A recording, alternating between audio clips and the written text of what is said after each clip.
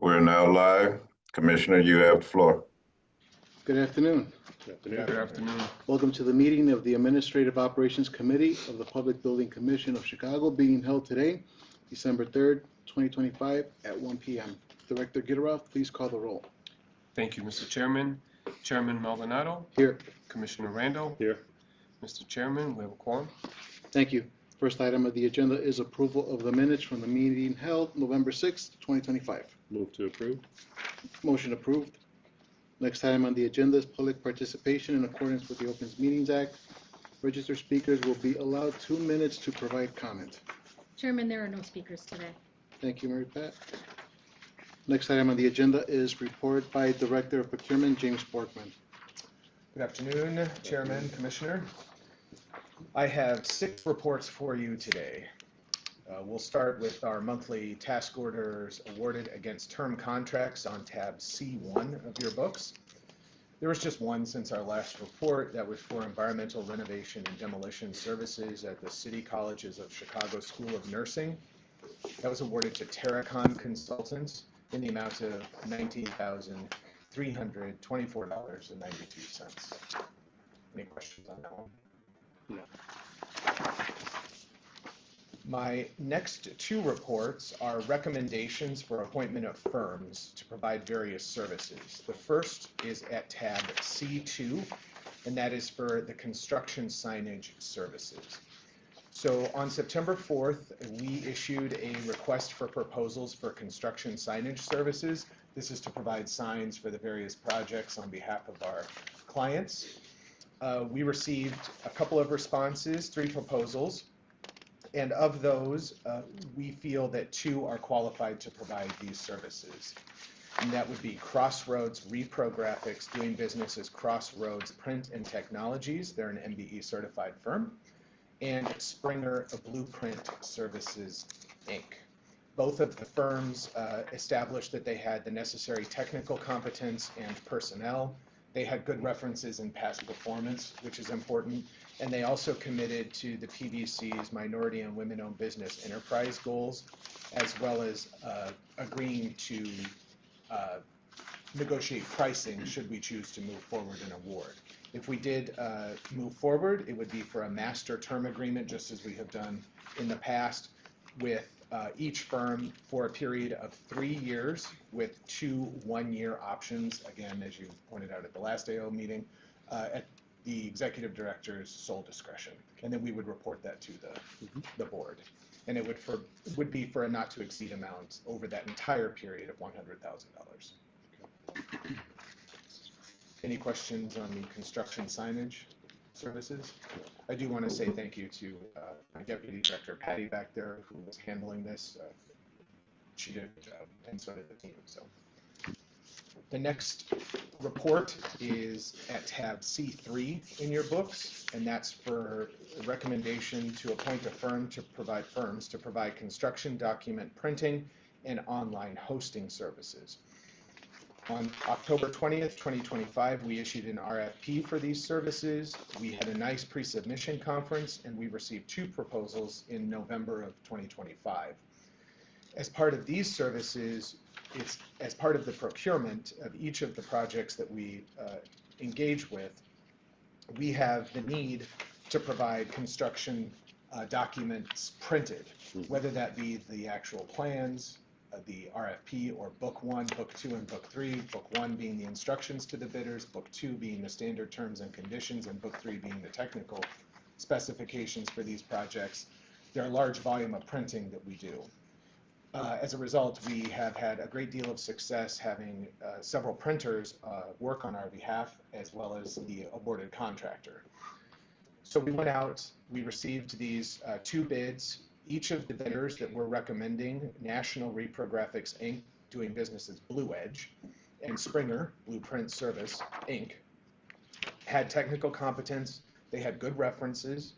Their pricing, they committed to be negotiable, so that if we move forward, we'll negotiate a final cost for these services. They also committed to attempt to utilize minority and women-owned businesses where able. The printing industry is a difficult area for this, but we did get commitments from both firms.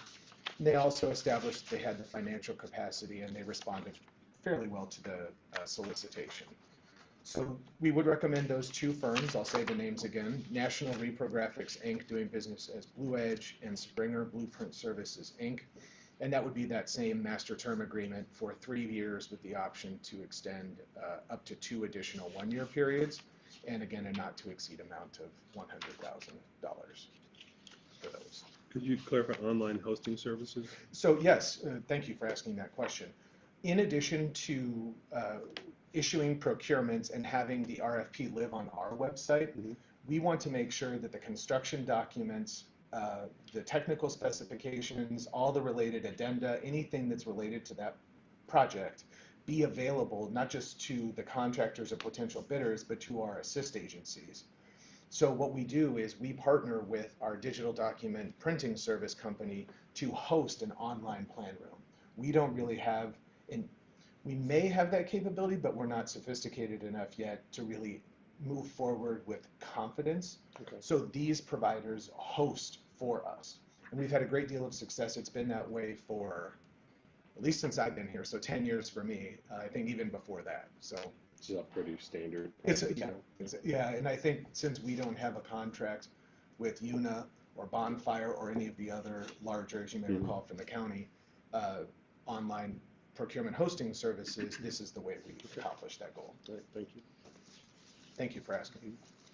Any other questions? Okay.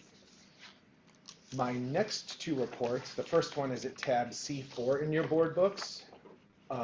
As you recall, on behalf of our clients and board, we previously approved various construction managers for several projects. As the initial guaranteed maximum price is updated via amendment, we provide an updated CM report. I last provided that report in October of 2024.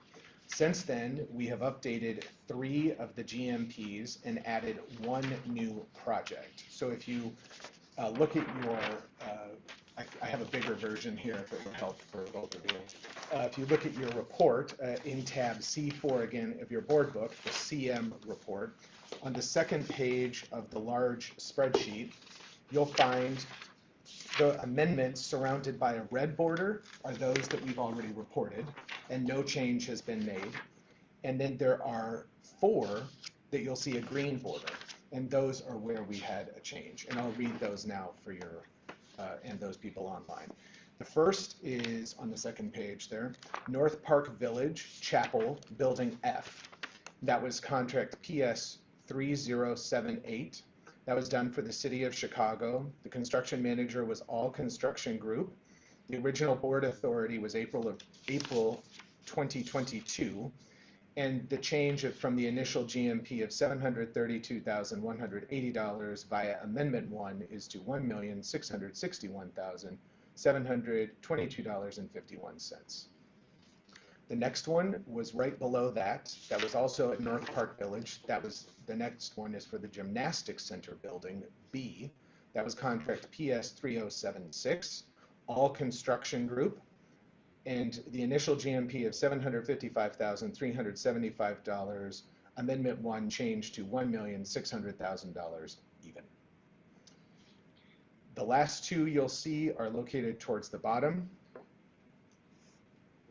Pershing Center Building Upgrades, contract PS 3071, again for All Construction Group. Board authority from April of 2022 as well. The initial GMP being $8,342,010. The amended GMP $19,386,864.29.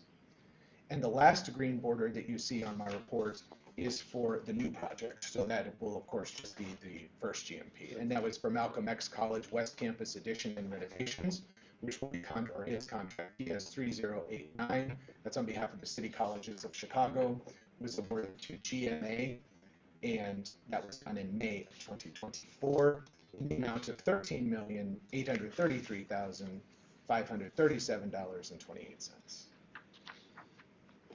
Any questions on the CM report? Yeah, I do. So those are obviously big changes in, from the initial to the amended one, what's the, and I'm sure I don't want to have this question, so what's the change? So first, they are part of, where 2FM is concerned, they are part of our funding authority with them in accordance with our idea of a $250 million authority. Second, as we approached these projects, the 6 that James just mentioned, thank you, with regard to all construction, for example, we were authorized to provide feasibility in design and engineering. Right. And throughout that process, particularly, for example, at the North Park Village project, whereas it included the buildings that James referenced, the gymnastics building, the chapel building, and the administrative building. Particularly as it relates to the administrative building C, whereas we were set to start the work based on the budgeted values that James mentioned. After the feasibility study started, we were directed by our partners at 2FM that after feasibility, design, engineering, and some pre-con activities, to basically stop the work and reallocate those funds to the other buildings that required additional work or additional repairs, additional discovered conditions, whether it's the bell tower, replacement of the roof, mechanical system upgrades, so on and so forth. So the format that we're using allows us to work with our partners to reallocate funds as they determine, pending the review of the feasibility study and a needs assessment of the facilities themselves. So wherever the higher needs are, that's how that would work out, specifically at North Park Village. And then similarly to the Pershing Road project, Pershing Road, the East Building, for example, that James referenced. These are the old Board of Ed buildings? That's right. Okay. Exactly. So after review and feasibility, the same occurrence. Our partners at 2FM determined that after the initial feasibility study, that it would be best to reallocate those funds from the East Building to the other buildings, whereas they were able to then, working alongside with us and our architects, to increase the amount of scope and add elevator enhancement work, and the Board of Elections actually works in one of those in the center building. So it was mainly that, in addition to all the discovered conditions that you can imagine in these older facilities, whether it was deferred maintenance and or specific envelope work to stop water infiltration and to ensure that the spaces that we are building are compliant to code, of course, and the spaces are usable for their intended purposes, whether it's at North Park Village Gymnasium building, for example, or the Board of Elections at Pershing Road, or all the elevator upgrades. So at the end, in working with our partners at 2FM, the occupants got a great deal of benefit from working together in this process, because our construction manager, in this case, all construction being the same CM, providing that level of design assist, cost input, constructability review, working alongside Mode and Paul Harding, the architect on Pershing Road, and then Koo, the architect over at North Park Village. We were able to do that, and that's what this process afforded us, is that flexibility for design, planning, programming, cost information, and subcontract work. In fact, there's work being performed at all 6 of these, not 6, but all 4 of these buildings, because 2 of them we're not working in anymore. So I hope that explains it. Does, yeah. I could provide a lot more detail if you wanted. No, I get the concept. So yeah, I suspect that might be a question, but yeah, that makes sense to me. Thank you. And then when we started the process, that was the intent, to allow for maximum That was flexibility. Yeah. And that's the impetus of this report, was to ensure that you guys remained aware of the changes that were made. Right. And of course, like in the letter, and Ray alluded to this, the initial amount for these projects, for the projects that are listed here in North Park Village, the Pershing Road projects, Lakeview and the Juvenile, included the whole amount, $80,299,998.94, which, as you can see, is And all the decisions we've made in partnership with 2FM. Yes. So, Oh, that makes sense. Thank you. James, thank you. Sure, thank you. And then my next report, tab C5, following on the CM report, is the design build report. Again, last reported at the October 2024 board meeting. There are no updates to the previously reported amended GMPs, but we have added, for your reference, the 2 new design build projects and the design builders associated with those projects. So if you look at the tab, C5, I'll read them out for you. The first is for our client, the City Colleges. It's for their School of Nursing that was awarded to Burling Builders in December of 2024. And the GMP is $8,179,620, contract PS 3092.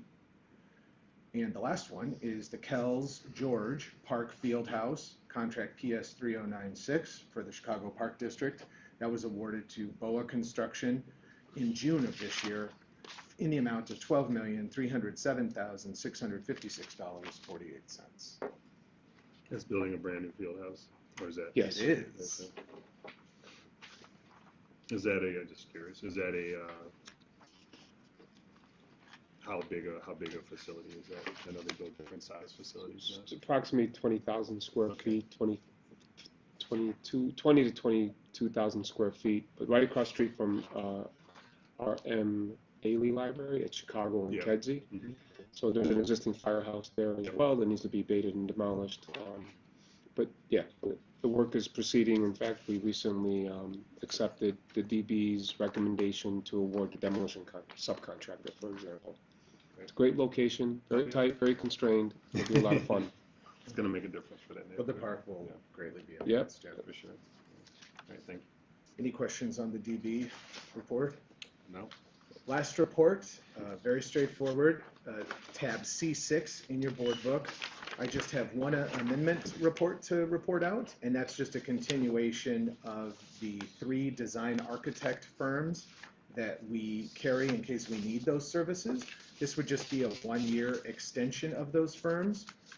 So that's contract PS 2048A, which is FGM Architects, Inc., contract PS 2048B, which is Leggett Architects, Inc., and contract PS 2048C, which is SMNGA Limited. No change to the dollar amount, just a 1-year extension. Any questions on those? No. Okay, that concludes my reports. Move to accept the reports. Report is accepted. Next item on the agenda is report by Executive Director Ray Gitteroff. Thank you, Mr. Chairman. There are no field orders today to report on that exceed our reporting threshold, so I will report on the change orders. There are 2 change orders for 2 different projects. The first change order is for our CDOT capital program for various alleys for package number 3. The contractor is Summit Construction Company Incorporated, and the total credit amount of the change order is $565,000. It includes 2 parts. The first is the deduction of unused commissions contract contingency in a credit amount of $415,000. And the second is to deduct the unused site work allowances across all locations. In this case, there were 6 total locations, and in this case, the commission's contract contingency along with the site work allowance that were included in the contract documents were unused. So we're taking that back as part of our closeout change order. Any questions? Is this the contract where you're doing the alley work that was very complicated? This isn't one of the more complicated ones, but we've come to learn in the last 2 years that they're all very unique. Yes, they are. And our partners at CDOT have been incredibly gracious and patient and great partners. The next change order is for the Sauganash Elementary School Annex 2 and renovations project. The contractor is Title Lane Construction. The total credit amount of that change order is $82,321.60. This contract included initially $700,000 in commission contract contingency, of which $617,670.40 were used. And that balance credit of $82,321.60 represents the credit amount on this change order. If there are no questions, that concludes my report on the change order, and I can move to the regular reports, if that's okay with you, Mr. Chairman. Yes. Okay. With regard to our reports, just a brief update. On November 19th, we hosted a quarterly update meeting with Alderman Mitz and representatives from our partners at 2FM, and in order to be able to provide Alderman Mitz with a quarterly update regarding progress, status, not just how that project is going. Patrice Doyle, our Director of Compliance, did a great job in facilitating and managing that meeting to provide Alderman Mitz with an update. And then we have regular quarterly updates with both alders, in this case, Urban and Mitz, because it meets both of their wards. We'll provide an update on that meeting as well. On November 20th, we hosted a stakeholder update meeting with Alderman Burnett and the Chicago Park District regarding the Kells Park Fieldhouse, which is located at 726 North Kedzie Avenue. We'll continue to provide those updates, not just to the new aldermen there, but also all of the advocates that have been advocating for that project for as long as we've undertaken this work. So we're looking forward to that, and I will be able to provide more updates on that as we move forward. And then at our December board meeting, we'll share our fourth quarter constructive news that you can use that Brian Payne and his team have done a really good job in putting together. With that said, that concludes my report. Move to accept the report. Reports are accepted. Motion to adjourn. So moved. Thank you. Meeting is adjourned.